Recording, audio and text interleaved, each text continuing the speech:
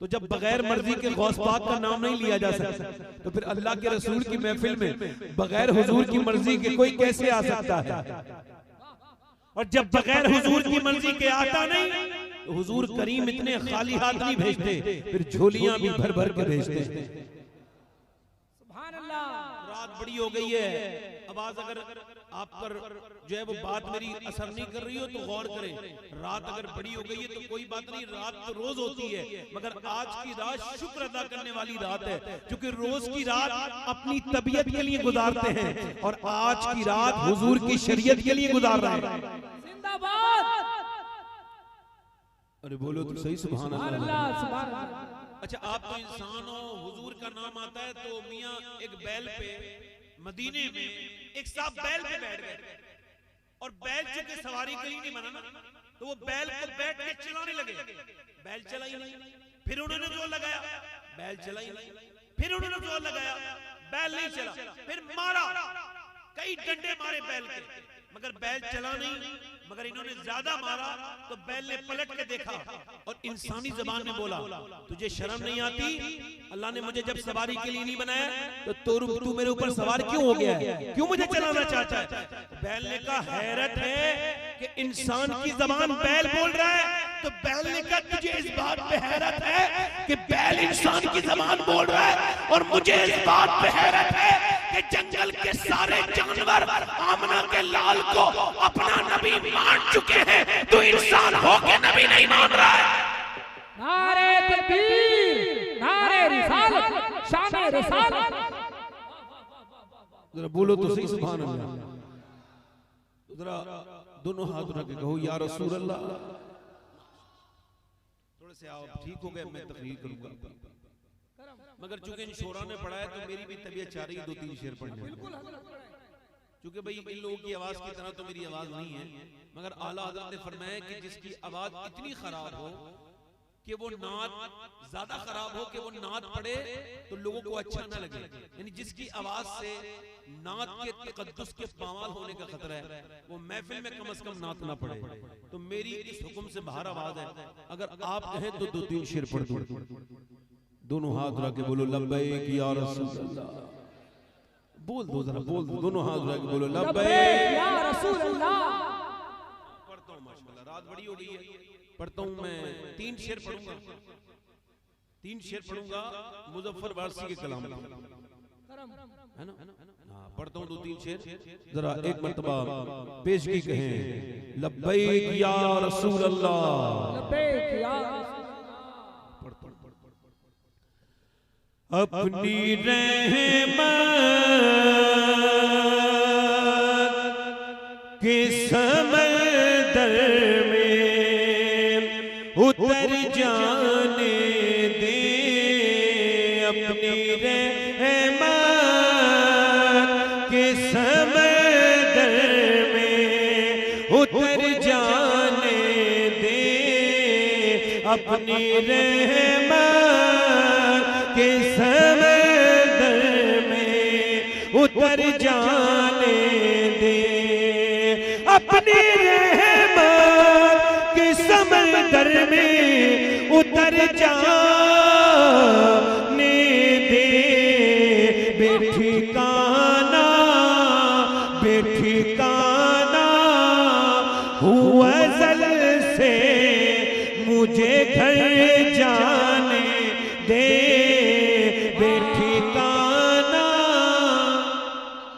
जिंदाबाद जिंदाबाद। अज़ल से मुझे घर जाने दे, और सुए तैबा लिए जाती है हवाए तैबा, सुए तैबा लिए जाती है हवाए तैबा, सुए तैबा लिए जाती है हवाए तैबा, बुए दुनिया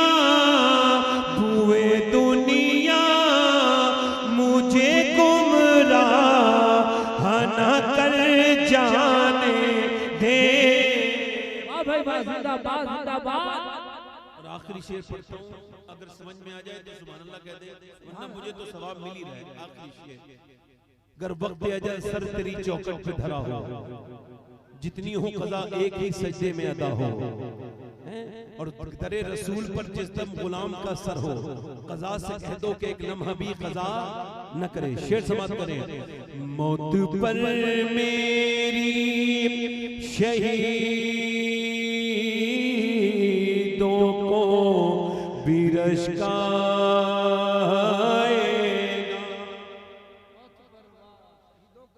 मौत पर मेरी शहीदों को भी रश्काएगा।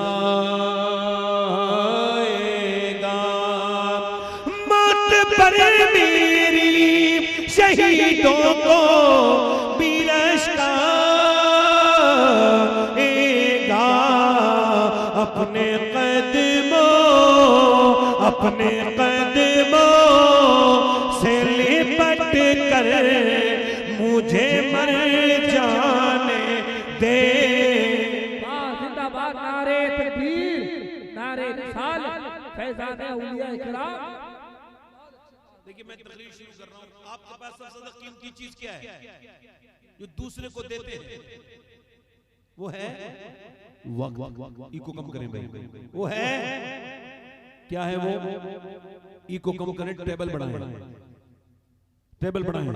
वो क्या है? गूंज कम करें। क्या है वो? वक्त। और वक्त खरीदा जा नहीं सकता। वक्त खरीदा। एक आदमी दिल्ली में अपने बाप के मरने के बाद डॉक्टर से कह रहा है, डॉक्टर ये 20 लाख रुपए ले लो, 10 मिनट मेरे बाप से मेरी बात करा दो। डॉक्टर ने कहा ये मेरे बस की बात नहीं है, तेरा बाप मर चुका है। कहा 25 लाख ले लो। उसने कहा ये अल्लाह का काम है, मेरा काम नहीं है। कहने लगा 50 लाख ले लो। किसी ने पूछा तू क्यों ऐसा कह रहा है, तुझे पता नहीं तेरा बाप मर गया? कहने लगा मेरा बूढ़ा बाप था, मुझसे बात करना चाहता था, बूढ़ा हो गया था, कहता था बेटे मेरे पास बैठ जाया कर, मगर मैं बाप को समझ ना सका। मगर जब 1 महीने से ये बीमार हुआ है तो मुझे एहसास हुआ है बाप क्या था। अब जब ये मर गया है तो मैं इससे 10 मिनट के बात करने के 50 लाख देने के लिए तैयार हूँ, मगर अब 10 मिनट मुझे मिलने के लिए डॉक्टर कोई देने के लिए तैयार नहीं। और मैं बड़ा अफसोस में हूँ कि मैं अपने बाप को अपना वक्त न दे सका। मैंने दुनिया को वक्त दिया मगर बाप को वक्त नहीं दिया। पता लगा 10 मिनट अगर आपकी जिंदगी के चले जाएं तो पूरी दुनिया ताकत लगा करके 10 मिनट आपको नहीं दे सकती। 10 लाख रुपए के नहीं खरीदे जा सकते, 10 करोड़ रुपए के 10 मिनट नहीं खरीदे जा सकते। मगर आज मैं आपसे पूछना चाहता हूँ, ये जो आपकी जिंदगी है अगर इसका कोई दूसरा नाम होता तो क्या होता? मौला अली फरमाते हैं अगर जिंदगी का कोई दूसरा नाम होता तो वक्त होता। क्या होता? भाई को कम नहीं करेंगे आप? क्या होता? गूंज कम करें, आवाज सादा करें। क्या होता बोलो? वक्त होता। और वक्त जो बर्बाद कर रहा है, वासिफ अली वासिफ फरमाते हैं जो वक्त को बर्बाद कर रहा है एक दिन वक्त उसे बर्बाद करके छोड़ेगा। मैं और आप अनकरीब मरने वाले हैं, सबको मौत आने वाली है।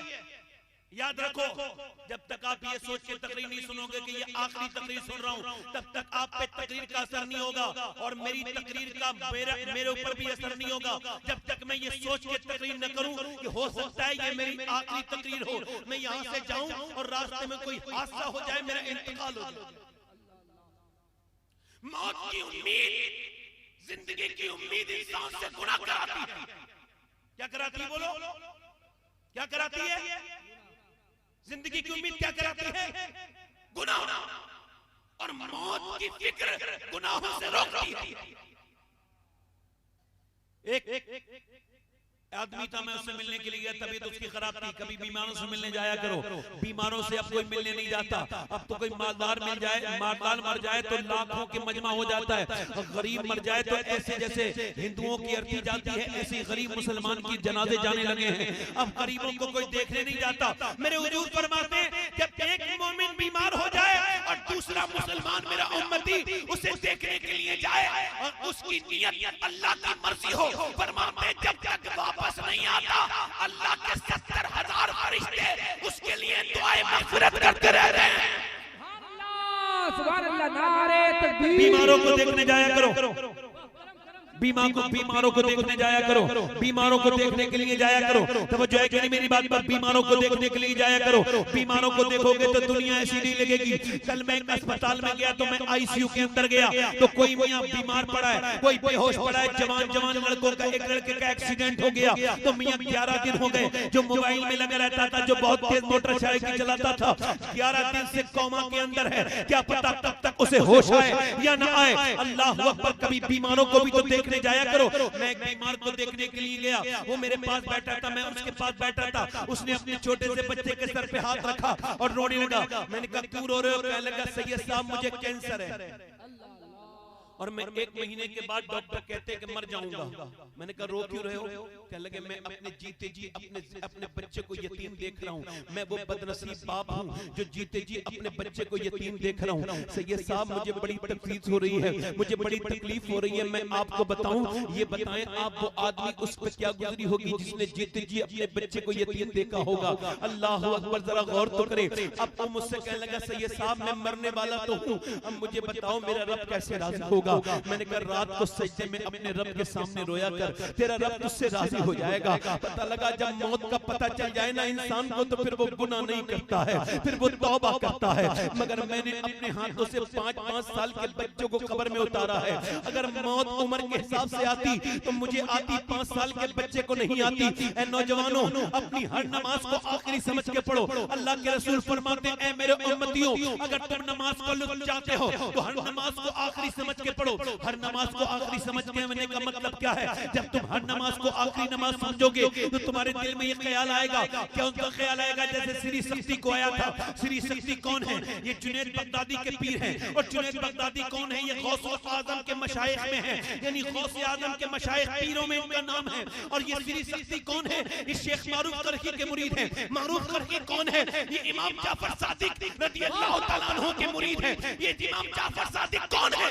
ये इमाम हुसैन के पोते हैं। मैं उनकी बात करता हूँ। श्री शक्ति कहते हैं ऐ जुनैद बगदादी मेरे बेटे, तू मेरा भांजा भी है, तू मेरा मुरीद भी है। मैं नमाज तुझे बताऊं कैसे पढ़ता हूँ? जब मैं नमाज पढ़ता हूँ तो मैं ये नियत करता हूँ कि मैं काबे की तरफ देख रहा हूँ। किधर की तरफ? काबे की तरफ देख रहा हूँ। काबे का तसव्वुर लाता हूँ और मैं नियत बांध के खड़ा हो जाता हूँ। बेटे मैं बूढ़ा हो चुका हूँ, मैं जब काबे का तसव्वुर करता हूँ तो काबा मेरे सामने आ जाता है मेरे बेटे। मगर फिर उसके बाद मैं तसव्वुर करता हूँ कि मैं सिरात के ऊपर खड़े होकर नमाज पढ़ रहा हूँ। हो सकता है कट के नीचे को जहन्नम में गिर जाऊंगा। फिर मेरी तीसरी फिक्र ये होती है, तीसरा मेरा ख्याल ये होता है कि जब मैंने सजदे में सर रखा है तो हो सकता है सर उठाऊं तो फिर मैं उठाऊं तो मेरे सामने इजराइल खड़े हो और सर उठाते ही मेरी रूह कब्ज कर ले। तो मैं सजदे में जाके कहता हूं मौला हो सकता है ये मेरा आखिरी सजदा हो और आज के बाद फिर मुझे नमाज की तौफीक ना मिले। तो फिर मैं रोने लगता हूं। अल्लाह अकबर। कितने नौजवान ऐसे थे जो दोपहर में अपने घर से निकले, शाम को उनकी लाश आई। कितने नौजवान ऐसे थे, कितने बूढ़े ऐसे थे जो फजर की नमाज पढ़ के हमारे तुम्हारे रिश्तेदार कितने ऐसे मर चुके हैं अब तक जिन्हें अपनी मौत की खबर ही नहीं थी। अल्लाह अकबर। ये बातें मैं आपको क्यों बता रहा हूँ? इस वजह से हजरत अब्बास कहते हैं मैं हुजूर के साथ था, सरकार ने इस्तिंजा फरमाया, वुजू करना था, थोड़ी दूर पानी था 11-12 कदम दूर। मैंने कहा हुजूर से वहां वुजू फरमाएंगे? हुजूर ने तयम्मुम कर लिया। मैंने कहा या रसूल अल्लाह सामने पानी है, तयम्मुम क्यों कर लिया आपने? तयम्मुम तो आपने फरमाया तब होता है जब पानी नहीं होता, पानी मौजूद है। आपने फरमाया चचा बात यह है कि मुझे वो 12-13 कदम चलने की उम्मीद नहीं है, हो सकता है उससे पहले मेरी मौत आ जाए। तो मिट्टी से तयम्मुम इस वजह से कर रहा हूँ कि मैं अल्लाह की बारगाह में बेवुजू हाजिर नहीं होना चाहता हूँ। अल्लाह अकबर। आज मुसलमानों तुम मुझे बताओ कि हमारा ईमान है इस तरह का? या बताओ हुजूर को ये भी पता है मैं कब मरूंगा और आप कब मरेंगे, मगर हमारी आरज़ू ये कल ये करेंगे, परसों ये करेंगे, मगर हम ऐसे वक्त अपना बर्बाद कर रहे हैं। देखो तो अब मुझे बताओ, आप मोबाइल में मुझे बताओ, मैं आपसे पूछना चाहता हूँ आपका कीमती वक्त क्या है? ये आपकी सांसें आपकी मौत की तरफ बढ़ते हुए कदम है। ये जो दिन निकलता है फिर कभी नहीं आएगा। ये जो आप सांस लेते हैं और लेके छोड़ देते हैं यही तो आपकी जिंदगी है। मुझे बताओ, ये बताओ क्या फिर वक्त मिलेगा आपको? मगर आपने वक्त अपना कहाँ खर्च किया? नौजवानों में आपसे पूछता हूँ, आपने इंस्टाग्राम पे खर्च किया है, आपने यूट्यूब पे खर्च किया है। वक्त उसे देना चाहिए था जो आपको जिसने वक्त दिया है। वक्त अपनी माँ को देना चाहिए था, बाप को देना चाहिए था, बहनों को देना चाहिए था, मगर वक्त किसे दिया? वक्त उसे दिया मियां, वक्त उसे दिया जो तुम्हें जानता तक नहीं। यूट्यूब वाले को 8-8 घंटे फिल्म देखते रहे नौजवान, 10-10 घंटे फिल्म देखते रहे, कभी सोचा ही नहीं मैंने कितनी गंदगी कर ली, कितना अपना वक्त खराब कर लिया। मैंने इंस्टाग्राम वाले को कितना टाइम दे दिया, मैंने फेसबुक वाले को कितना टाइम दे दिया। आजकल क्या जमाना चल रहा है, मुसलमान लड़कियां नाम है सना फातिमा, नाम है रेशमा फातिमा, नाम है राबिया, नाम है खतीजा, और मियां इंस्टाग्राम पे गंदी तस्वीरें लगाती हैं अपने फॉलोवर बढ़ाने के लिए, अपने जिस्म की नुमाइश करती हैं। उन तमाम बच्चियों से गुजारिश हाथ जोड़ के करता हूं, ऐ मेरी बेटियों मेरी बहनों, यूं दुनिया के चक्कर में इस्लाम को बदनाम कर रही हो, अगर तुम्हें ये इंस्टाग्राम पे सब कुछ करना है, फेसबुक पे ये सब कुछ करना है, तो एक काम करो, या तो अपना नाम बदलो या अपना किरदार बदलो, या नाम बदलो या किरदार बदलो। और ये क्या लगाए हुए हो मियां, क्या लगाए हुए स्टेटस लग जाए, स्टेटस लगने के बाद कोई कामयाब हो जाएगा, मेरी तरफ देखे, स्टेटस लग के कोई लाइक मिल जाए, स्टेटस लग के कोई लाइक मिल जाए, स्टेटस लग के कोई लाइक लगा दे, कोई फेसबुक की स्टोरी पे लाइक कर दे, भीख सी मांगते हैं। और मुसलमानों का स्टेटस क्या है? पहले जमाने के मुसलमानों का स्टेटस का मतलब होता है हालात। और हालात मुसलमान के कितने गंदे हो गए कि वो अपने मोबाइल की स्टेटस पे किसी लड़की का डांस लगाता है और कहता है मैं इतना बेशर्म हो गया कि कल तक मैं मुसलमान बच्चियों की इज्जत बचाता था, अगर मेरे बस में आए ना तो मैं किसी गैर मुस्लिम लड़की के भी सर पे दुपट्टा रख दूं। मैं अपनी बात कर रहा हूं, मेरा दिल चाहता है कि कोई गैर मुस्लिम लड़की भी बेपर्दा ना रहे, क्योंकि एक लड़की गैर मुस्लिम बेपर्दा जा रही थी, उसके सर पे दुपट्टा नहीं था। हुजूर ने फरमाया सलमान मेरी चादर इसके सर पे रख दे। सलमान बोले हुजूर ये मुसलमान की लड़की नहीं है। फरमाया मुसलमान की नहीं है तो किसी की लड़की, तू उसका सर ढक दे, कयामत के दिन मेरा अल्लाह तेरे गुनाहों को ढक देगा, तू इसका सर ढक दे। इस्लाम तो ये था, मगर अपनी बहन बेटियों का स्टेटस मोबाइल पे लगाने वालों, अपनी बीवियों के स्टेटस दूसरे लड़कों को दिखाने वालों, तुम जब लगाते हो जितने कॉन्टेक्ट में सब देख लेते हैं, मुसलमान लड़कियां स्टेटस लगा रही हैं, मुसलमान लड़के स्टेटस लगा रहे हैं। स्टेटस का मतलब है हालात। पहले मुसलमान अल्लाह के सामने अपने हालात रखता था, पहले मुसलमान अल्लाह से डरता था। मेरी बेटियां मेरी बहनें सुने, स्टेटस लगा के लाइक लेने वालियां और लाइक लेने वाला सुनो, अगर पूरी दुनिया लाइक करेगी तो क्या फायदा हो जाएगा? अगर करोड़ों लाइक भी हो गए तो कुछ बदलेगा नहीं।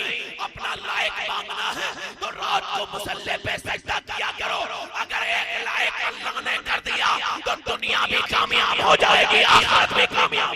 जवाब नारे तकबीर, नारे रिसालत, पैगाम इस्लाम, उर्स बड़े खान पीर अल्लामा सैयद शबाहत हुसैन खान। बोलो तो सही तरह सुभान अल्लाह। भाई इसकी गूंज कम कर दो भाईजान, आपका माइक बहुत अच्छा है, अल्लाह इसे गौस पाक के सदके में बरकतें अता फरमाए। इसका गूंज करके मेरी आवाज सादा कर दो, बिल्कुल साफ कर दो, ताकि मेरी आवाज इन लोगों तक चला जाए। इधर देखें जरा जोर से बोले सुभान अल्लाह, मुस्कुरा के बोलो जरा, दोनों हाथ उठा के लब्बैक या रसूल अल्लाह। जरा गौर तो करो, पहले के मुसलमानों के स्टेटस ये नहीं थे कि वो नेताओं के स्टेटस लगाते फिरे, ये जीत जाएगा तो काम बन जाएगा, ये जीत जाएगा तो काम बन जाएगा, ये मेरा रहबर है, ये मेरा रहबर है, ये मेरा लीडर है, ये मेरा लीडर है। अरे यार लीडर दूसरों को वो बनाए जिसके अपने लीडर न हो। क्या हमारी कौम पे कोई लीडर नहीं जिसपे मुसलमान फख्र कर सके? अपने लीडरों की कसमें खाने वाला मुझे बताओ, कोई ऐसा लीडर है जिसके दामन पकड़ के कसम खा लो कि इसने कोई घोटाला नहीं किया, कोई बेईमानी नहीं की, कोई करप्शन में ये मुब्तला नहीं है? ऐसा कोई लीडर है? मगर आओ मैं तुम्हें उस लीडर की बात बताता हूँ जो कौम अपने लीडर को भूल जाती है, अपने कायद को, अपने मजहबी रहनुमा को भूल जाती है, वो कौम बर्बाद हो जाती है। और मैं उस लीडर की बात करूं कि जिसका आलम ये था, उसने दुनिया में 10 साल हुकूमत की, कितनी 10 साल हुकूमत की। 10 साल के अंदर उसने पूरी दुनिया में 10 साल के अंदर उसने क्या किया? 10 साल के अंदर उसने मियां 1060 शहर पता किए। कितने? 1060 शहर, यानी 3 दिन में एक शहर पता करता था। कितने दिन में? 3 दिन में एक शहर फतह करता था। उसकी दौरे हुकूमत में 10 साल के अंदर 4000 मस्जिदें बनी। कितनी बनी? 4000 मस्जिदें तामीर हुई। कितनी मसाजिद तामीर हुई? 4000 मसाजिद तामीर हुई। और उसने जब एक करवट ली तो कैसर को बर्बाद कर दिया, दूसरी करवट ली तो किसरा को बर्बाद कर दिया। मियां जरा गौर तो करो, उसने नौशेरवा की गुरूर को खाक में मिला दिया। उसके बारे में वो अमेरिका के व्हाइट हाउस में खड़े होकर के माइकल हार्ट ने कहा था कि अगर मुझे जेल लेने दिया जाए तो सच बात यह है, अगर दुनिया में 1 साल उमर और जिंदा रह जाता तो पूरी दुनिया में सिवाय इस्लाम के और कुछ नहीं होता। लाजवाब लाजवाब जिंदाबाद। नारे तकबीर, नारे रिसालत, बोलो तो सही। भाईजान देखो माइक बार बार खराबी कर रहे हो, खराब कर रहे हो। मैं आपसे गुजारिश कर रहा हूँ ठीक कर दो इसे। हाँ ठीक कर दो। जोर से बोलो सुभान अल्लाह। है जोर से बोलो सुभान अल्लाह। मैं जरा गौर तो करो कौन उमर, जरा बोल तो बोलो सुभान अल्लाह। उमर कौन? उमर वो मियां जिसने 10 साल में कितनी मस्जिदें बनवाई? 4000। बोलो तो सही। पीरों फकीरों की बातें तो याद है क्या? सहाबा की बातें भी याद है कि नहीं है? सबकी बातें याद होनी चाहिए कि नहीं? तुम्हारे पास कोई लीडर, अरे उमर तो वो है जब हिंदुस्तान आजाद हुआ तो मोहनदास करमचंद गांधी हिंदुस्तान के मिंबर सियासत पे चढ़े और कहने लगे, हे लोगों, अगर मुल्क को आगे बढ़ाना चाहते हो तो मैं किसी देवी देवता का नाम नहीं लूंगा। अगर हिंदुस्तान को आगे बढ़ाना है तो उमर की सीरत को अपनाओ। वाह लाजवाब लाजवाब। मैं तकरीर तो रोज ही करता हूँ, मगर ये माइक मुझे ज्यादा परेशान कर रहा है। मेरी आवाज गूंज क्यों रही है? गूंज क्यों रही है आवाज? मैं कर रहा हूं, ये डिब्बी हटा दो इसमें से, सादा कर दो इसे। डिब्बी क्यों नहीं हटाते? बस छोड़ो यहीं पे, भाई यहीं पे छोड़ो। दिल लगा के बोलो सुभान अल्लाह। बस मुझे नहीं चाहिए वो हूँ हा। बोलो जरा सुभान अल्लाह। आवाज आ रही है? साफ नहीं आ रही है? आवाज वो बनाए जिसकी अल्लाह ने बनी हुई आवाज ना दी हो। उमर जिसके आदा पे शैदा सकर। बोलो जरा, बोलो जरा। वो उमर जिसके आदा पे शैदा सकर। आला हज़रत फरमाते हैं वो उमर जिसके आदा पे शैदा सकर, उस खुदा दोस्त हजरत पे लाखों सलाम। उमर कौन? उमर आधी दुनिया का बादशाह, और उसके कपड़े में, उसके जुब्बे में 14 पैमद लगे हुए हैं। एक पैमंद उसके कैसा लगा हुआ है? चमड़े का। मगर सूफिया ने लिखा कि उमर को सिर्फ दुनिया का बादशाह कहोगे तो हक अदा नहीं होगा। उमर वो है जिसे अल्लाह ने जमीन पर, मिट्टी पर हुकूमत दी, आग पर हुकूमत दी, पानी पर हुकूमत दी, और उसे हवा पर हुकूमत दी। उमर वो है जो हवा का हाकिम, मिट्टी का हाकिम, आग का हाकिम, पानी का हाकिम। उमर को पानी पे अल्लाह ने हुकूमत दी, आग पे हुकूमत दी। हजरत जरा गौर करें, हजरत उमर मिंबर रसूल पर तशरीफ फरमाए। मस्जिद नबी में एक साहब आते हैं, आकर के कहते हैं अमीरुल मोमिनीन, अभी आग का पहाड़ जो है वो फट चुका है, उसके अंदर से ज्वालामुखी फूट गई है और वो शहर की तरफ को आ रही है। अगर नहीं रोका गया तो आग फिर शहर में आ जाएगी। अब क्या करें? उस वक्त में फायर ब्रिगेड का सिस्टम नहीं था। कैसे रोकी जाए आग? जो आग आ रही है शहर की तरफ को, कैसे रोकी जाती? हजरत उमर से कहा दुआ फरमाए। हजरत ने दुआ के बाद फरमाया लो मेरी चादर लेकर के जाओ और मेरी चादर से उस आग को पीछे को कर देना। तमीमदारी कहते हैं पहले तो मैं डर गया, अरे चादर तो जल जाएगी, मगर फिर का उमर ने भेजा है तो कोई ना कोई बात तो जरूर होगी। कहते हैं मैं आग के करीब गया और जाकर के मैंने जब उमर की चादर से आग को पीछे किया तो जैसे डंडे को देख करके जानवर भागता है, वैसे ही उमर की चादर को देख के आग पीछे को भागती थी और दुनिया को बताती थी कि अगर उमर की चादर दुनिया की आग से बचा सकती है तो आमना के लाल की चादर जहन्नम की आग से बचा सकती है।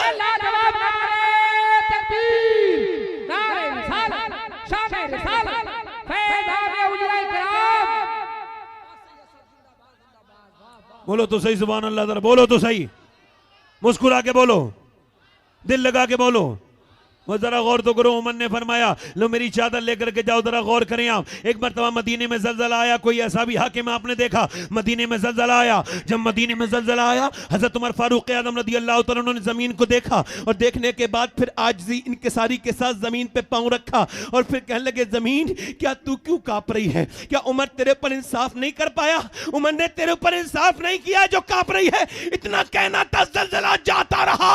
मियां 1400 बरस हो गए, पूरी दुनिया में ज़लज़ला आया मगर आज तक मदीने में ज़लज़ला नहीं आया। लाजवाब लाजवाब जिंदाबाद।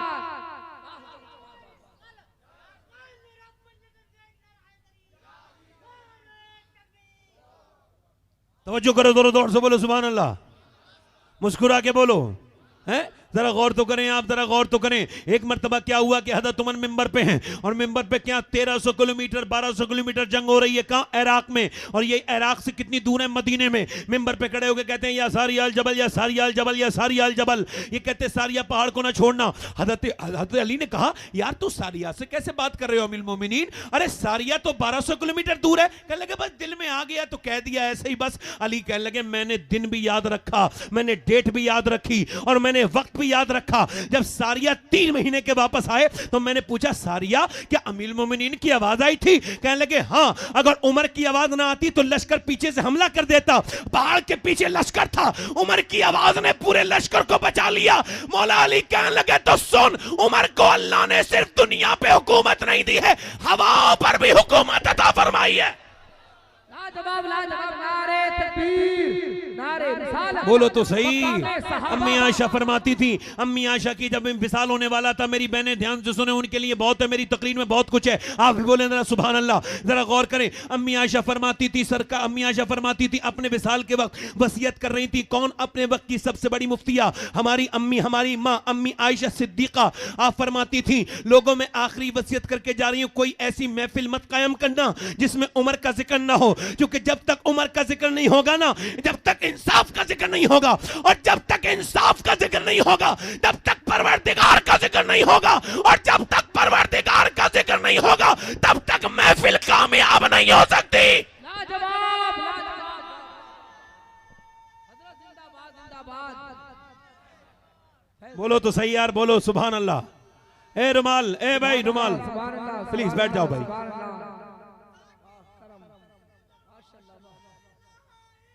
बा बैठो कलंदर, बैठो बैठो बैठो बैठो कलंदर, इंशाल्लाह मदीने मुलाकात होगी, अभी बैठो। जरा जोर से बोलो सुभान अल्लाह, मुस्कुरा के बोलो जरा, हैं जरा बोलो तो सही सुभान अल्लाह। पानी पे हुकूमत, मैंने गिनाया, मिट्टी पे, आग पर, पानी पर और हवा पर। हम यहां से पुकारें वहां वो सुने, मुस्तफा की समाअत पे। अब देखें ये जो दरिया नील है ये ठहर गया, रुक गया, हर साल की रुकता था, एक लड़की डाली जाती थी फिर बहता था। मगर जब मुसलमानों की हजरत उमर की हुकूमत हुई तो आपने, आपके जमाने में जो है वो जो हाकिम थे उन्होंने कहा भाई हम लड़की नहीं डालने देंगे। वहां के लोग बोले लड़की अगर नहीं भेंट चढ़ाओगे तो ये दरिया जारी नहीं होगा। तो आपने फरमाया कि भाई हम हजरत उमर को खत लिखते हैं। हजरत उमर को भेजा तो हजरत उमर ने कहा बिल्कुल अब मुसलमानों की हुकूमत है, अब लड़कियां बचाई जाएंगी, मारी नहीं जाएंगी।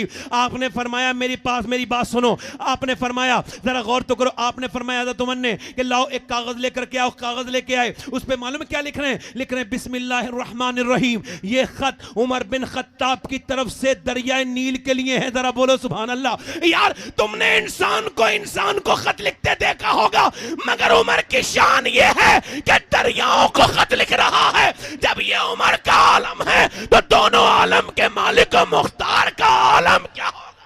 लाजवाब लाजवाब, नारे तकबीर। ये शान है खिदमतगारों की, तो सरकार का आलम क्या होगा? है? उमर ने फरमाया लो मेरा खत ये दरिया में डाल देना। दरिया क्या लगा था, अगर तू अल्लाह की मर्जी से बहता है तो शुरू हो जा, और अगर नहीं बहता है तो तेरी मर्जी। जब दरिया में खत डाला गया 1400 बरस हो गए ऐसे ही बह रहा है। ये जो कहते हैं ना बेटी बचाओ बेटी पढ़ाओ, इनके सब दावे खुल के रह गए, ये झूठे हैं, न बचा पाए न पढ़ा पाए। सबसे पहले बेटी बचाने वाला भी इस्लाम है और बेटी पढ़ाने वाला भी इस्लाम है।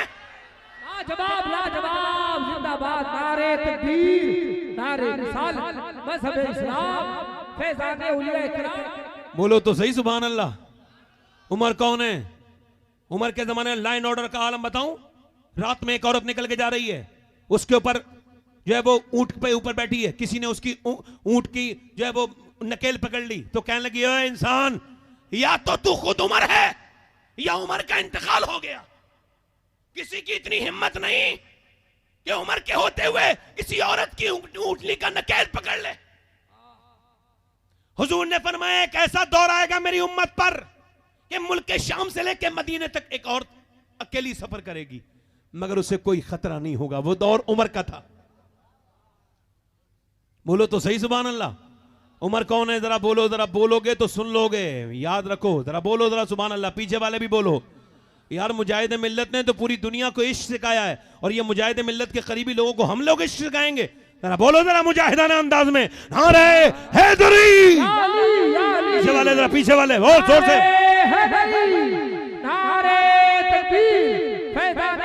दिल लगा के बोलो जरा सुभान अल्लाह, मुस्कुरा के बोलो सुभान अल्लाह। जरा गौर तो करो, उमर तो यार, उमर ने ये बताया उमर ने ये कैसे कर दिया? अरे उमर तो मेरे नबी को कत्ल करने चले थे ना, इस्लाम को खत्म कर दूंगा, 40वां नहीं होने दूंगा।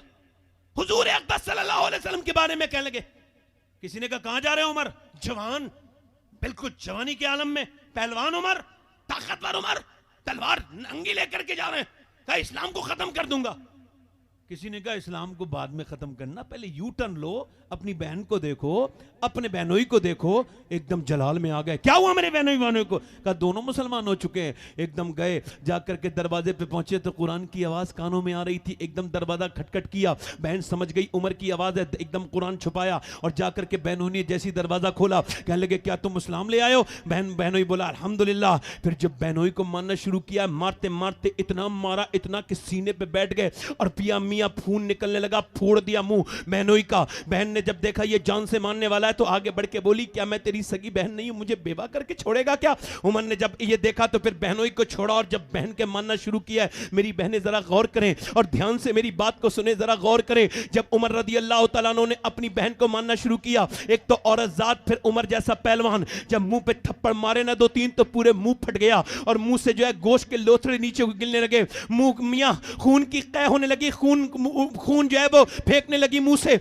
मगर मारते मारते उमर थक गए, मगर बहन पिटते पिटते नहीं थकी। उमर आगे बढ़ के जब देखते हैं कि बहुत मार लिया फिर भी मान नहीं रही, आगे आके बोले ये बता तुझे जान से मार दूंगा, बता इस्लाम छोड़ेगी? तो बहन बोली उमर तू जिस खत्ताब का बेटा है मैं उस खत्ताब की बेटी हूं, तूने जिस मां का दूध पिया है मैंने भी उस मां का दूध पिया है। तू मेरी जान तो ले सकता है मगर मुस्तफा का दिया हुआ ईमान नहीं ले सकता।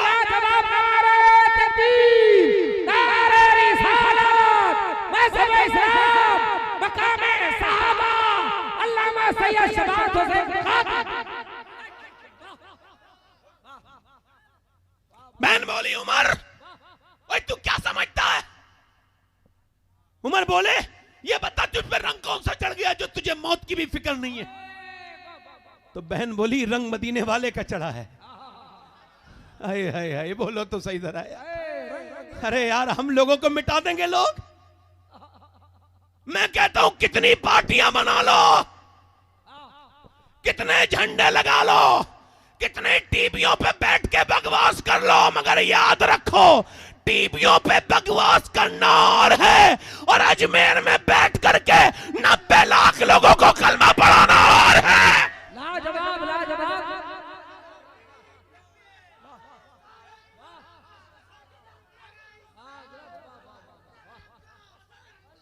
बोलो जरा मुस्कुरा के बोलो सुभान अल्लाह। भाई बोलो तो सही यार, जरा बोलो तो सही। उमर कहने लगे अल्लाह वो कुरान मुझे भी तो सुना दे। उमर की बहन बोली उमर तू नापाक है और नापाक कुरान नहीं छू सकता। मैं बताऊं कुरान पढ़ना क्यों जरूरी था औरतों का? अरे यार इस्लाम तो बड़ा ही औरतों की वजह से आगे है। जहां मर्द बेमिसाल थे वहीं मदीने की और मक्के की औरतें भी बेमिसाल थी।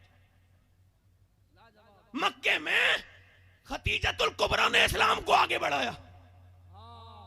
तवज्जो तो करो यार, बोलो तो सही जरा सुभान अल्लाह। आज हमारे तुम्हारी औरतें क्या कर रही हैं? नाटक देख रही हैं, फिल्में देख रही हैं, ड्रामे देख रही हैं। मैं कोई मजाक नहीं कर रहा हूं। क्या इन्हें मरना नहीं है? अल्लाह को मुंह नहीं दिखाना है? इन्हें पता नहीं इनकी गोद में जो पढ़ रहे हैं ये हुजूर की उम्मत की अमानत है। ये जितने लड़के खड़े होकर पेशाब करते हैं, ये जितने ये फिल्म देखते हैं, ये ड्रामे देखते हैं, जितने ये बेहया हैं, इनकी माओ से पूछो उन्होंने जब ये पेट में थे तो जरूर फिल्में देखी होंगी, टीवियां देखी होंगी। माओ का असर बच्चों पे बिल्कुल पड़ता है, सीधा सीधा पड़ता है। मां नेक तो बच्चा, बोलो जरा, मां नेक तो बच्चा नेक। कैसी औरतें थी भाई पहले जमाने की। मदीने में मेरे हुजूर ने फरमाया भाई जल्दी जल्दी अपने अपने बच्चों को लाओ, जवान लड़कों को मुझे जिहाद पे लेके जाना है। सारी औरतें अपने अपने बच्चे को लेके आ रही हैं। हर औरत रो के कहती है, ए अल्लाह के प्यारे रसूल, ये जवान दौलत मेरी 19-20 साल की तैयार है, इसे ऐसी जगह लगाना जब सबसे पहले हमले में यही शहीद हो। हुजूर मैं शहीद की माँ कहलाना चाहती हूँ। या रसूल अल्लाह मैं मदीने मैं शहीद की माँ कहलाना चाहती हूँ। अल्लाहु अकबर।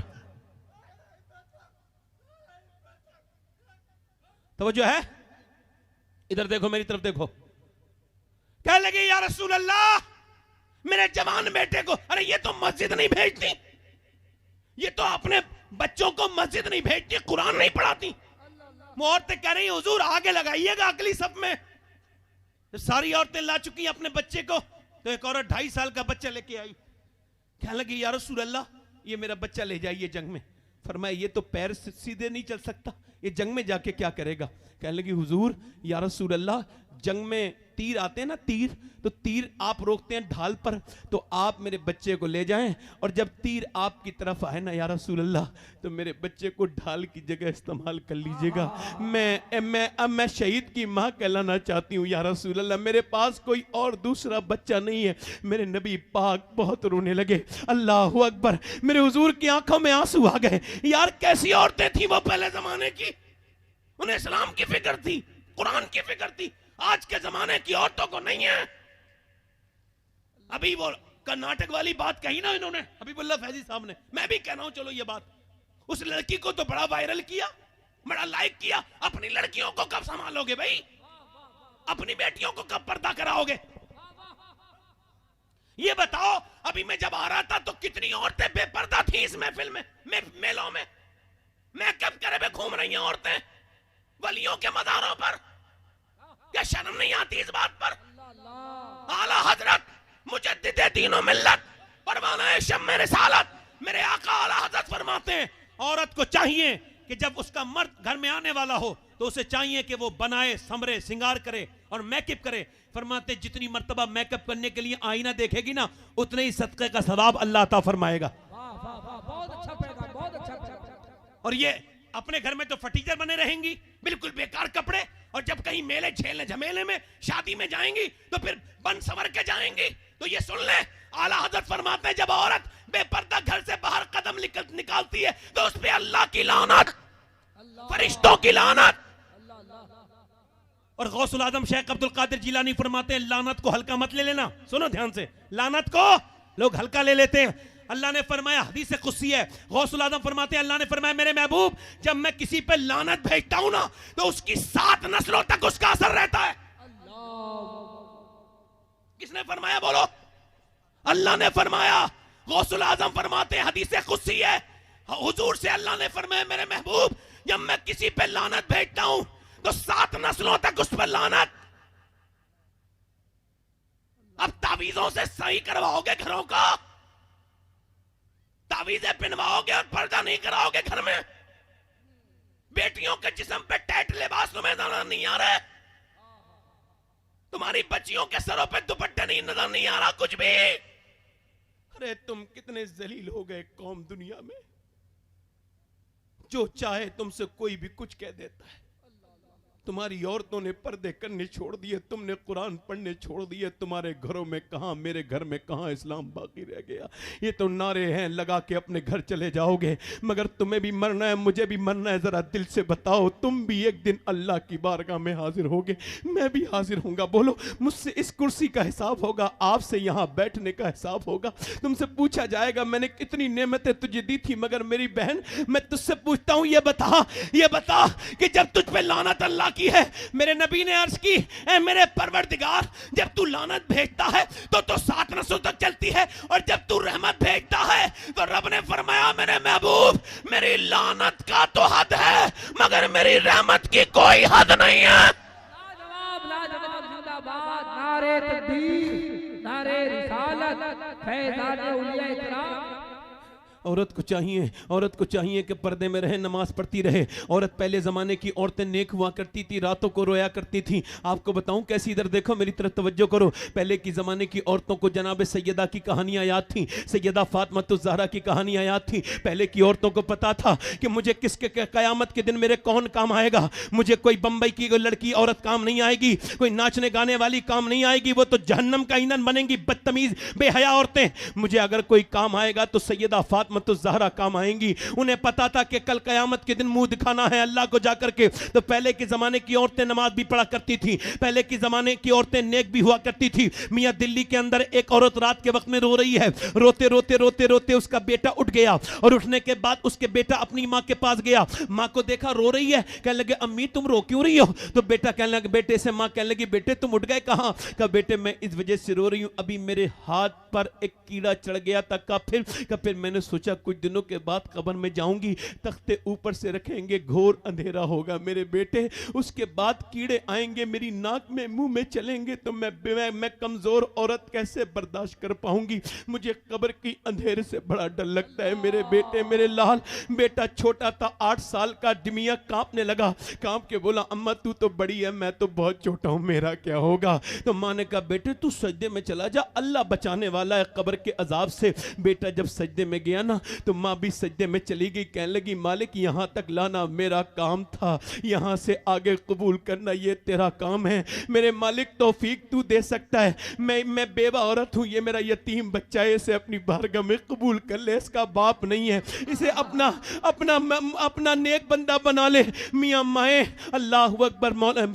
इमाम गजाली कहते हैं जब बच्चा पेट में हो ना और माँ जब ये कहती है मालिक इस बच्चे की पैदाइश पे मेरी मौत भी हो सकती है और मैं कितनी तकलीफ उठा रही हूँ, मगर मेरे मालिक इस दुआ को कबूल करके जब ये पैदा हो तो बेटा मेरा बने बंदा तेरा बन जाए, ये तेरा नेक बंदा बन जाए। अल्लाह अकबर। मियाँ माँ रोती रही, माँ रोज रोती थी। बेटा जवान हो गया, माँ बूढ़ी हो गई, इंतकाल हो गया, बेटे का रंग दिल्ली पे चढ़ा और उसके बाद बेटे का भी इंतकाल हो गया। दुनिया जाकर के दिल्ली में देखे, बड़ी बड़ी रानियां महारानियां मुगलों की औरतें आई, शहजादियां, मगर उनकी कब्रों के निशान तक नहीं पता है, मगर वो जो रात को रोती थी ना उसका मजार 3 बीघा जमीन में बना हुआ है। हर हफ्ते उसके मजार पे मेला लगता है, उसका नाम सैयदा जुलेखा अलमारूफ माई साहिबा है। उसके थोड़ी दूर उसके बेटे का मजार है। बादशाहों की कब्रें तो मिट गई मगर उसके बेटे के मजार पे रोज मेला लगता है, उसका नाम निजामुद्दीन महबूब इलाही है। लाजवाब, नारे तकबीर, नारे रिसालत। आज का कामयाब तारीखी जलसा हुजूर सैयद सबात साहब को बुलाओ। यार बताओ यार, औरत को किसके लिए सजना चाहिए? बोलो तो जरा, किसके से? अपने आदमी के लिए नहीं, मगर आप अपने आदमी। एक साहब कहने लगे मेरी बीवी दूसरों के लिए सजने लगी।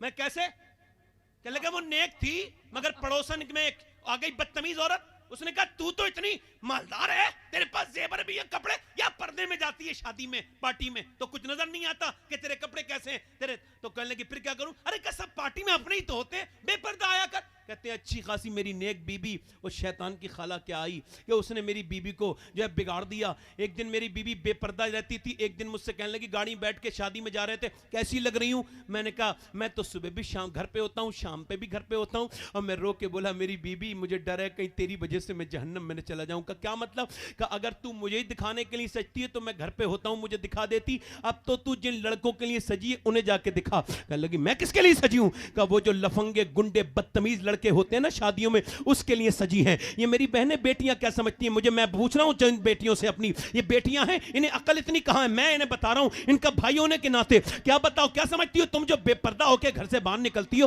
तो तुम पे कोई अच्छी नजरें पड़ती हैं शरीफों की? अरे शरीफ तो नजरें झुका लेते हैं, तुम पे बदकारों की बिगड़ा हुआ की, निकम्मों की नजरें पड़ती है। और याद रखो, ये तुम्हें 2-3 कॉफी क्या पिला दिए, ये 2-3 तुमसे बातें अच्छे अच्छे क्या कर दिए, ये मियां भूखे, ये बदहवास, ये बदतमीज लड़के, ये माशरे की गंदगी, ये लड़कियों को बुरे बुरे ऑफर देते हैं और फिर उन्हें जो है वो गुमराह करते हैं, फिर माज़अल्लाह उनकी इज्जत को दागदार करते हैं। इन तमाम मेरी बेटियों से गुजारिश है, देखो अपने रब को राजी करो, अपने माँ बाप के पीछे रहो, अपने आप को बदनाम न करो, पर्दे में रहो। याद रखो, जब तुम पर्दे में रहती हो और जब तुम कुरान पढ़ती हो तो मालूम क्या होता है? इकबाल कहता है, मेरी बेटी तेरा कुरान पढ़ना इस वजह से जरूरी था कि जब तूने मदीने में फातिमा बिनते मोहम्मद बन के कुरान पढ़ा था तो तेरे बेटे हुसैन ने करबला के नेज़े पे चढ़ के करबला में कुरान पढ़ दिया था। और तेरा कुरान पढ़ना इस वजह से जरूरी है कि जब तूने मक्के में फातिमा बिनते खत्ताब बन के कुरान पढ़ा तो तेरे भाई उमर ने पूरी दुनिया को कुरान का मतलब समझा दिया था। इस वजह से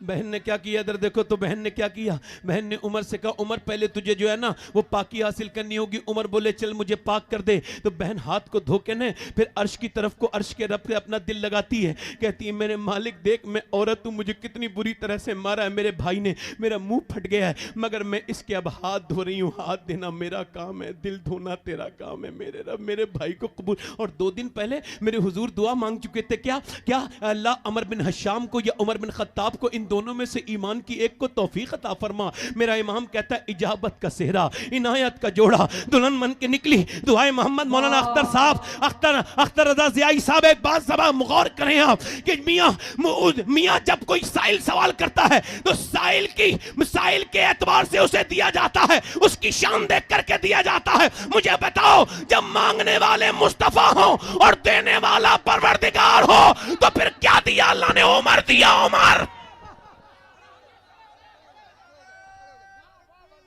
सब लोग खड़े होकर इस्तिकबाल करें, सब लोग खड़े होकर इस्तिकबाल करें।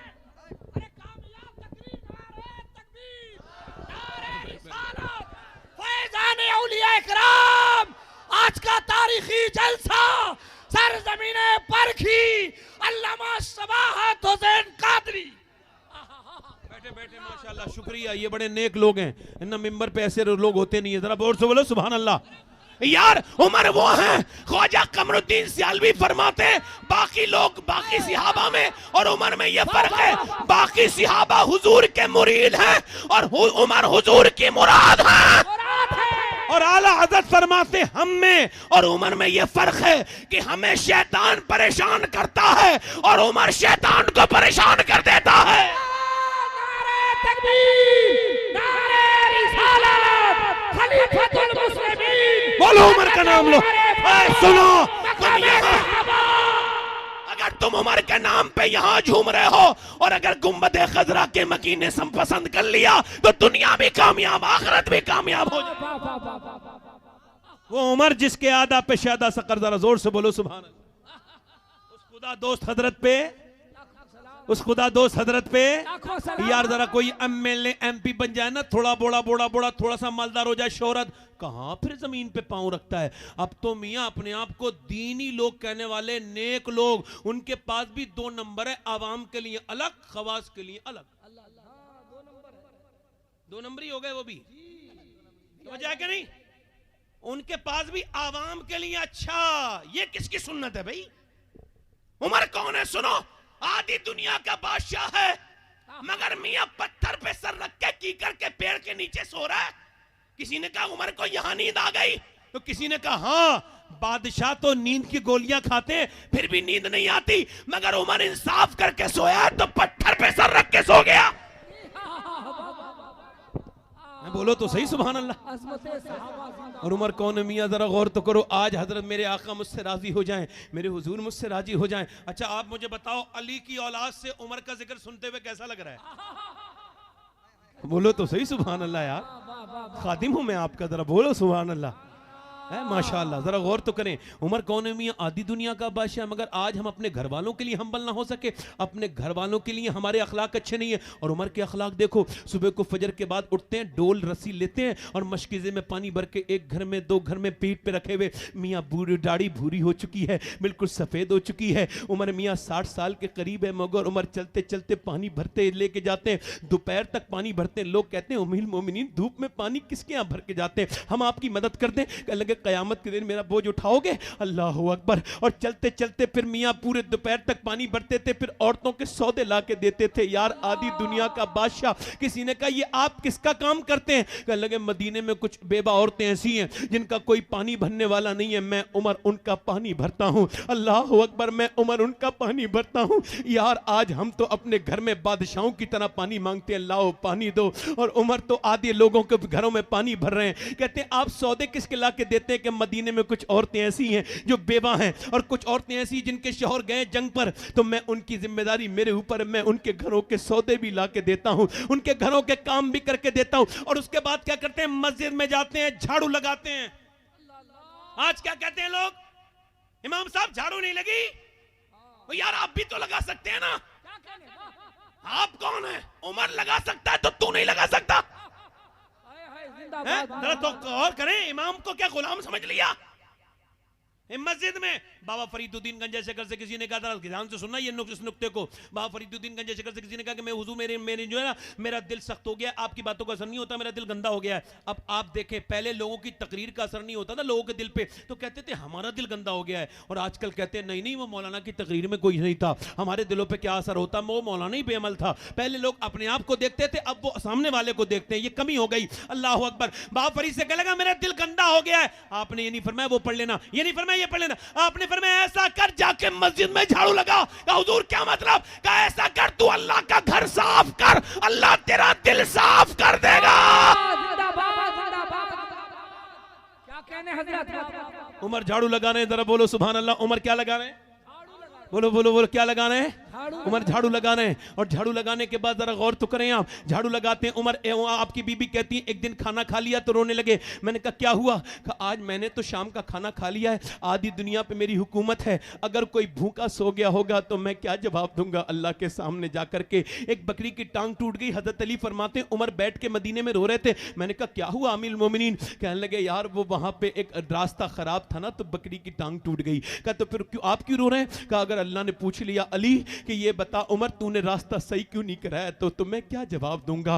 यार ऐसे बादशाह जिसके यहाँ आज ये कौम बर्बाद होती चली जा रही है, उसकी वजह सिर्फ एक ही है कि अब हमारे यहाँ माफ करने वाली आदतें नहीं है। कहाँ कोई किसी को माफ करता है और किसको माफी मांगने की तौफीक हो रही है। यार कभी दो लोगों में सुलह कराने जाओ तो कहते ए मुझसे मंगवाओ माफी, ये मांगे माफी, ये मांगे। मैंने कहा साहब लो मैं तुम दोनों से माफी मांग लेता हूं, लो मैं छोटा हो गया क्या? क्या उनसी बात हो गई? जरा गौर तो करें। उमर गुजर के जा रहे हैं, एक दरवाजे में रोने की आवाज आ रही। आपने फरमाया कौन रो रहा है? वो अंदर से आवाज आई, तुझे क्यों बताएं तुम कौन हो?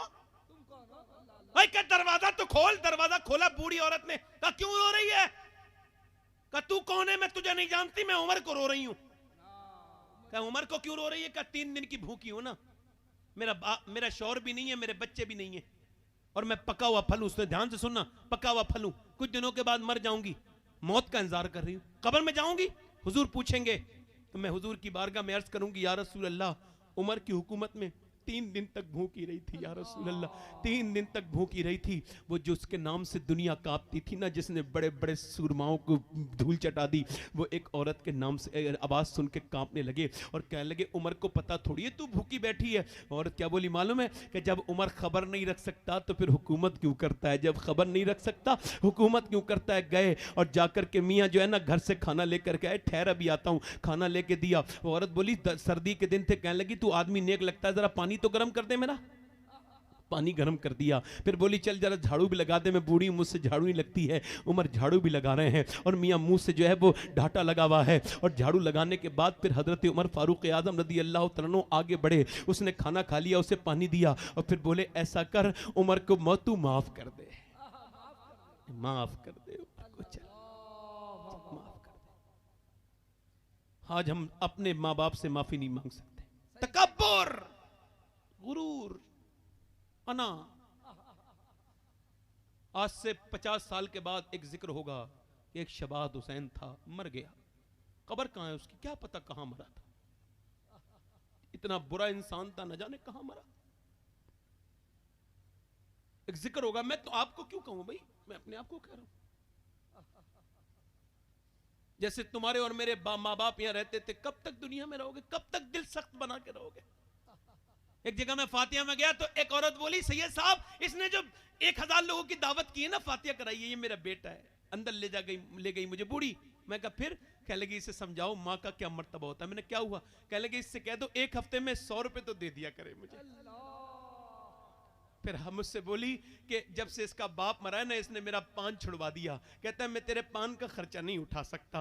और सैयद साहब और बताऊं, मैंने कहा फिर उसकी आंखों में मोटे मोटे आंसू जब गिरे तो मेरा दिल दहल गया। मालूम क्या बोली? बोली ये जो है ना मेरा बेटा, ये चीजें लाता है, मीठा लाता है, फल लाता है, और चुपके अपने बच्चों को दे के जाता है, और अपनी बीवी को और मुझसे छुपा छुपा के ले जाता है। मेरा दिल बहुत दुखता है सैयद साहब, इससे कह दो यार माँ बाप इतने दुश्मन है कि अब उनसे छुपा के खाने लेके जा रहे हैं। हाय हाय बेगैरती, बेशर्मी, बेहयाई। अरे तू मरा क्यों नहीं जालिम और बदबख्त, तुझ पे लानतें हो अल्लाह रसूल की। तूने इन माँ बाप से छुपाया, इनके तो कदमों को धो के पीता तो इनका हक नहीं अदा होता। आज यार माओ को देखो तो जरा गौर तो करो, माओ से छुपा के। अम्मा आयशा फरमाती मेरे दरवाजे पे दस्तक हुई, मैंने खोला, एक औरत खड़ी थी, कहने लगी मैं भूखी हूँ उम्मुल मोमिनीन, मुझे कुछ दे दो, मेरे दोनों बच्चे भी भूखे हैं। कहती मेरे घर 3 खजूर थी, तीनों दे दी। उसने 1 खजूर अपने बेटे को दी, दूसरे बेटे को दी, और उसके बाद तीसरी खजूर मुंह में रखी। अभी बच्चे उसके खा के फारिग हो गए, माँ को देखने लगे। माँ ने देखा मेरे बच्चे भूखे हैं तो खजूर मुंह से निकाली, और निकालने के बाद आधा टुकड़ा एक के मुंह में दे दिया, आधा टुकड़ा एक के मुंह में दे दिया। कहती मैं रोने लगी। मैं जब बहुत रोई तो हुजूर आए, कहा आयशा क्यों रो रही हो, क्या हो गया? कह लगी हुजूर या रसूल अल्लाह, मैंने आज एक माँ की ममता को देखा है। कहा क्या देखा? कहा वो खुद तो भूखी थी, मैंने 3 खजूरें दी तो 1 खजूर एक बेटे को दे दी, दूसरी दूसरे को दे दी, और फिर उसने उसके बच्चे भूख की इल्तिजा भरी नजरों से माँ को देखा ना, तो फिर माँ ने अपनी खाईनी मुंह से निकाली और मुस्कुरा के आधी टुकड़ा एक बच्चे के मुंह में दे दिया, आधा टुकड़ा एक के मुंह में दे दिया। मेरे हुजूर रोने लगे। फरमाया आयशा इसी वजह से तो माँ का मर्तबा बुलंद किया है अल्लाह ने। अरे हुजूर सरकार वो मुस्कुराती भी चली गई। यार माँ एक बार चली जाए दूसरी बार नहीं मिलती। मैंने दुनिया की सारी शख्सियत देखी, दोस्त भी देखे, अहबाब भी देखे जो तेरी दौलत से मोहब्बत करते हैं, तेरी गाड़ियों से, मगर माँ तुझसे मोहब्बत करती है। बेवकूफ, तुझे ये समझ में नहीं आई भोले इंसान कि तेरी माँ को तुझसे कितना प्यार है। यार पहले मैं अख्तर रजा ज़ियाई साहब, ये हुजूर की महफिल है और ये जलवागरी हज़रत उमर का जिक्र हो रहा है। मैं ये बात बयान कर रहा हूँ, ये नदीम फैजी साहब बैठे हैं कि पहले मैं अपने घर जाता था रात के वक्त में, तो रात में मेरी अम्मी दरवाजा खोल देती थी। मेरी गाड़ी की आवाज़ सुन के मुझे दरवाजे पे दस्तक देने की जरूरत नहीं पड़ी, अब दस्तक भी देनी पड़ जाती है। मगर अब जो है ना 1.5 साल पहले उन्हें फालिज हो गया था, अब उनसे उठा नहीं जाता, बैठा भी नहीं जाता। अब मैं उनके पास जाता हूं तो वो जागी रहती हैं रात में। मैंने एक दिन देखा अम्मी आप रात को सोती नहीं? का सोती तो हूं। मैं कहा फिर का जब तुम्हारी गाड़ी की आवाज आती है बेटा तो मैं जाग जाती हूं। फिर मेरा हाथ पकड़ के एक दिन मालूम है क्या बोली? कि तुम हुजूर के जलसे में जाते हो, इतनी जाग के दुआ कर देना कि मैं इस लायक हो जाऊं कि जब तुम आया करो तो तुम्हारे लिए दरवाजा खोल दिया करूं। अल्लाह अकबर। यार जिसकी मां नहीं है उससे पूछो वो क्या बताता है, जिसका बाप नहीं है उससे पूछो यार तुम्हारे बाप है कौन कदर करेगा। जब तक पेड़ होता है कोई नहीं गौर करता, जब गिर जाए तो छांव याद आती है। एक आदमी में कहने लगा सही साहब मेरे बाप ने मुझे बेदखल कर दिया, दौलत से बेदखल। मैं कहा तुमने सताया होगा? कहा नहीं सताया तो नहीं। मैं कहा सताया नहीं। कहा लगा फिर मैं बोले दुआ कर दो। मैंने कहा दुआ बाद में करूंगा, ईद आ रही है, ईद मिले कभी अपने अब्बा से? कहा नहीं। मैंने इस बार मिल लेना। कह लगा नहीं मिलेंगे। मैंने कहा मिल लेना, तुम्हें मिलना है। कह लगा ठीक है आप कहते हैं तो मिल लूंगा। वो गया, मैंने कहा दुरूद भी पढ़ना। वो गया, ईद के बाद आया, कहने लगा अब्बा राजी हो गए, आपका शुक्रिया। मैंने कहा मेरा शुक्रिया बाद में, पहले बात बताओ। कहने लगे मैं ईद वाले दिन अब्बा से बोला अब्बा ईद मिलूंगा। कहने लगे चल मैं नहीं मिलता। मैंने कहा नहीं मिलूंगा। नाराज थे ना? मैं कहा नहीं मिलूंगा। मैंने मेरा बूढ़ा बाप था, नहीं मैं नहीं मिलता। मैंने जबरदस्ती ना उन्हें बाहों में लिया तो धक्का मारने लगे। फिर मैंने जोर से दबाया, दबाने के बाद थोड़ी देर तो वो नाटक करने लगे मुझे हटाने का, और फिर खुद ही मुझे सीने से चिपटाया और कहते जब मैंने दुरूद पढ़ना शुरू किया ना, और मेरे सीने की गर्मी जब मेरे बूढ़े बाप के सीने तक पहुंची, तो कहते हैं वो इतना फूट फूट के रोया, ऐसा मैंने अपने बाप को कभी रोते नहीं देखा था, दाढ़ी भीग गई। मैंने कहा अब्बा क्यों रो रहे हो? कहने लगे तूने मुझे इतनी इज्जत नहीं दी थी कभी जितनी आज तूने दी है। मेरे बेटे ये बता, तू मेरी कमाई ये समझता है दौलत? मेरी दौलत तू है मेरे बेटे। मैंने अपनी जवानी को कुर्बान करके तुझे पाला है, मैं सोया नहीं कि तुझे नींद अच्छे से आने लगे।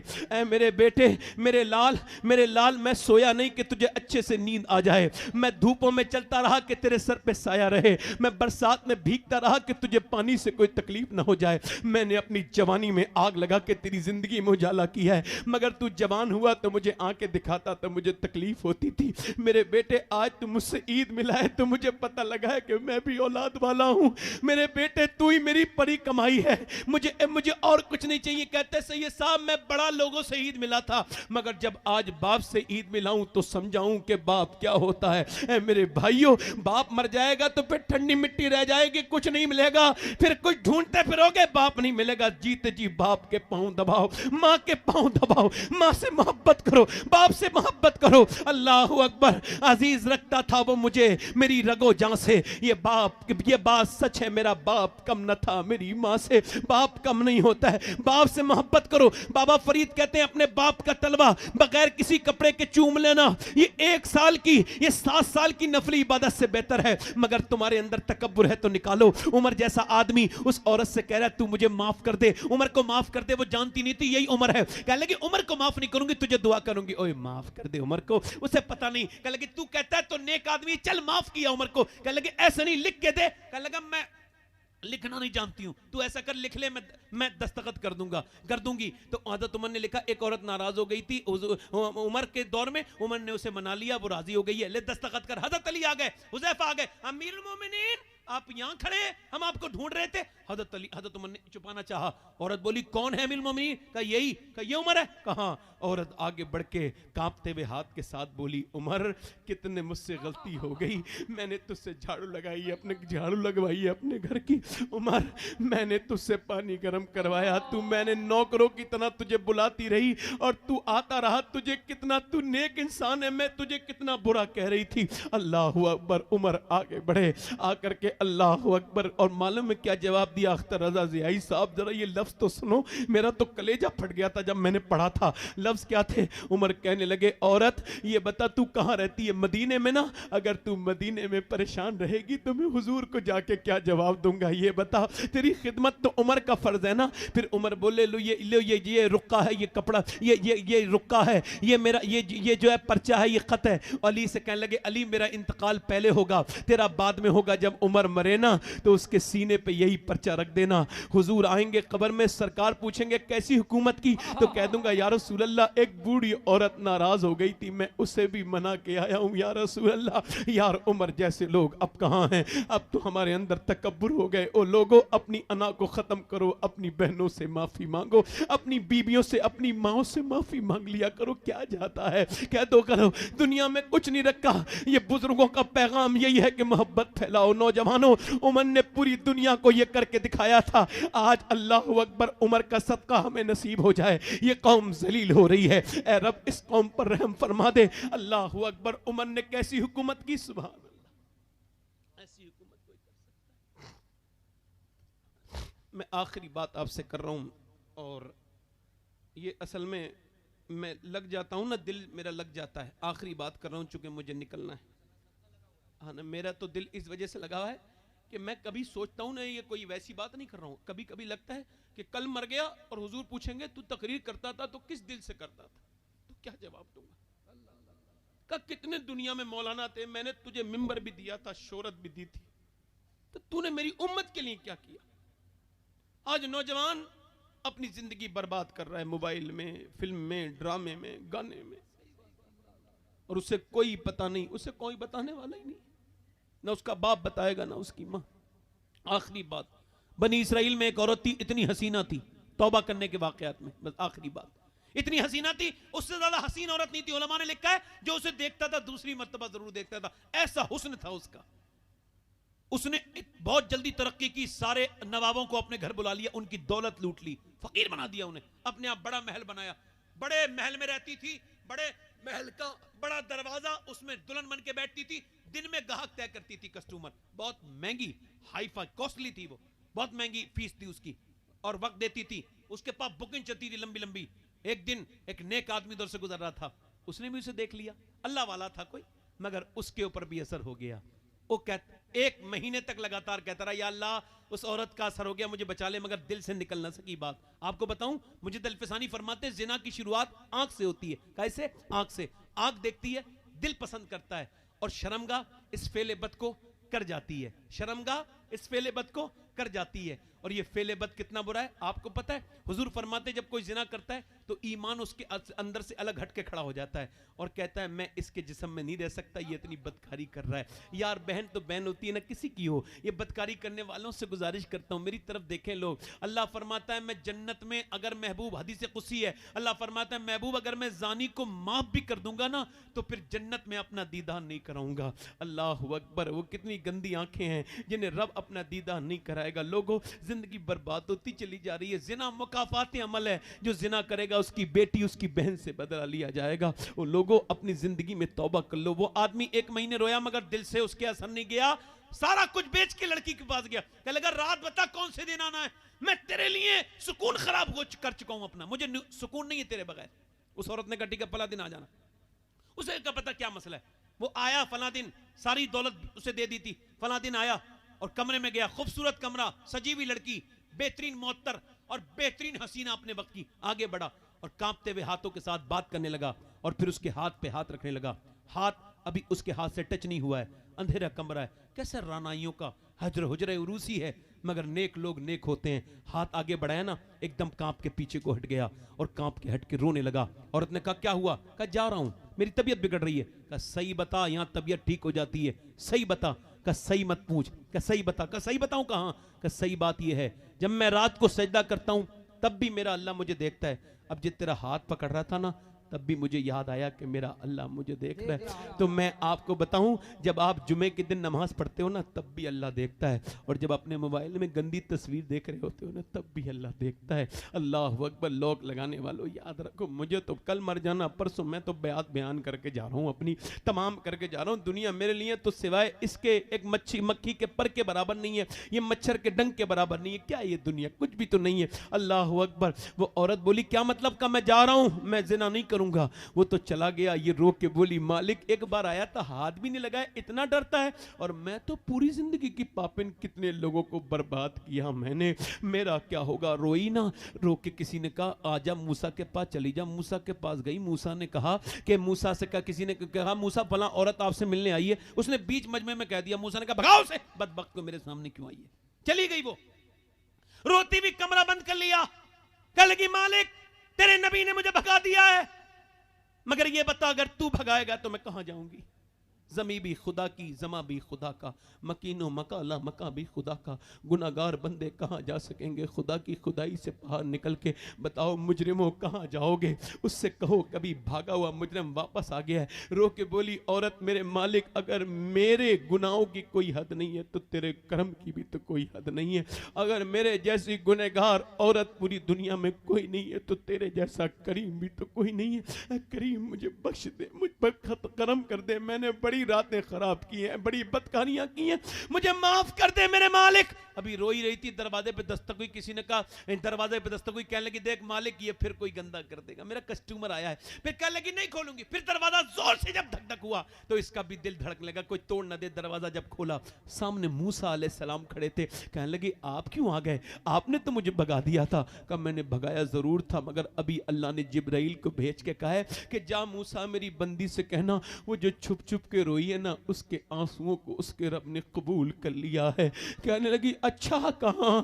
कहने लगे मूसा मैं ज़माने की गुनहगार औरत, क्या उसने एक बार में पूरी जिंदगी की खताओं को माफ कर दिया? कहाँ उसने एक ही आंसू से माफ कर दिया। वो कहता आदम के बेटे अगर तू एक आंसू बहाए और उसकी कितनी मिकदार हो मक्खी के सर के बराबर तो सारे गुनाह उससे ही धो दूंगा। इतना करीम और इतना रहीम परवरदिगार है। आप सब और मैं सब मरने वाले हैं, हम सब मरेंगे। अल्लाह अकबर। वो औरत बोली मूसा मैं जा रही हूँ उसी आदमी से निकाह करूंगी जिसने मुझे नेकी की तरफ लाया था, जो मेरे घर आया था नेक बन के, उसने मेरे दिल में नेकी डाली। उसे ढूंढा 2 महीने में मिला, इसे उसने देखा ना, कहने लगा मालिक देख एक बार मिली थी, इसने मेरा ईमान पे खतरा डाला था, ये तो फिर आ गई। वो पीछे को गिरा, खौफे खुदा से मर गया। घर वालों ने पूरी कहानी सुनी, छोटे भाई से शादी कर दी इसकी औरत की। उलमा लिखते हैं इसके 7 बच्चे हुए, अल्लाह ने 7 को वली बना लिया इस औरत के। ऐसा करम करने वाला है। कितने लोग ऐसे हैं जो हुजूर के नाम पे गर्दन कटा देंगे? दोनों हाथ उठा के बताएं, दोनों हाथ उठा के बताएं, गर्दन कटा देंगे हुजूर के नाम पे? दोनों हाथ उठा के बताएं। आज का नीचे हाथ कर ले, नीचे हाथ कर ले।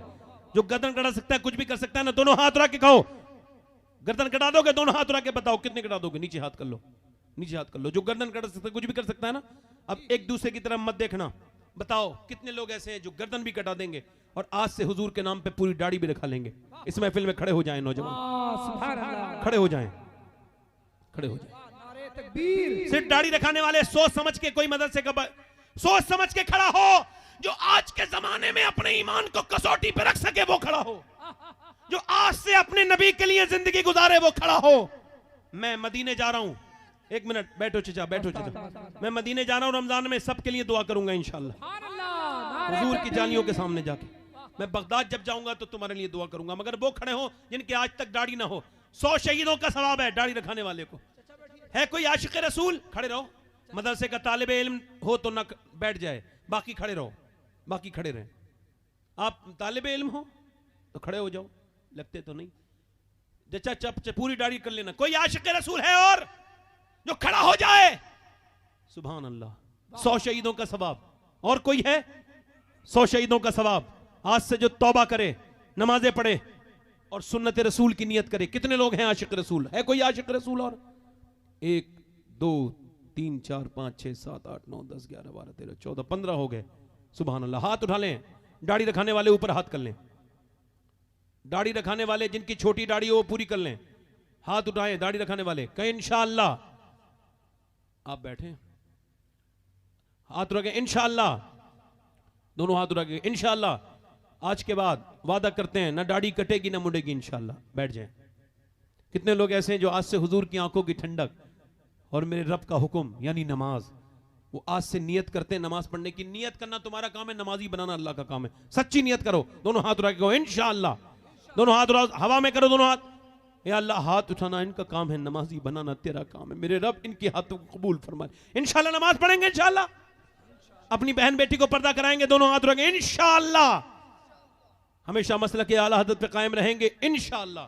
अल्लाह आप सबको सलामत रखे। हाथ नीचे करें। अल्लाह आप सबको सलामत रखे, बा करामत रखे। बड़ा कमिल में आदमी हूं मैं, मुझसे कोई गलती हुई हो तो माफ़ कर देना। कुछ बात कहने में कोई गलत हो गई हो तो माफ़ी चाहता हूँ आपसे। फिर तौबा कर लें। आप भी मैं भी करता हूँ। पढ़े अस्तगफिरुल्लाह अस्तगफिरुल्लाह रब्बी मिन कुल्लि ज़ंब व अतूबु इलैह। पढ़िए ला इलाहा इल्लल्लाहु मुहम्मद रसूलुल्लाह।